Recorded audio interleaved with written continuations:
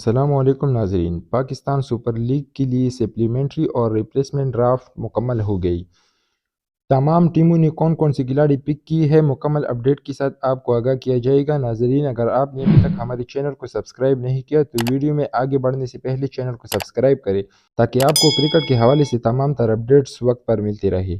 ناظرین کرام، Pakistan super league season 9 کے لیے فرنچائز نے اسکواڈ تقریباً مکمل کر لی۔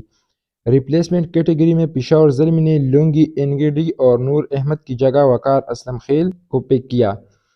زلمی نے خرم شہزاد کی جگہ ارشد اقبال جبکہ نوین الحق کی ریپلیسمنٹ کو ریزرو رکھا۔ لاہور قلندر نے ڈین لارسن کی جگہ راشد خان کی ریپلیسمنٹ ریزرو کر دی۔ ریپلیسمنٹ کیٹیگری میں کراچی کنگ نے پوکلیرن پولارڈ کی جگہ زاہد محمود اور ٹیم سیفرٹ کی ریپلیسمنٹ ریزرو کر دی۔ کوئٹہ گلیڈیٹرز نے ونیندو ہسرنگا کی جگہ بسم اللہ خان اور اسلام آباد یونائیٹڈ نے ٹام کرم کی ریپلیسمنٹ ریزرو کر دی۔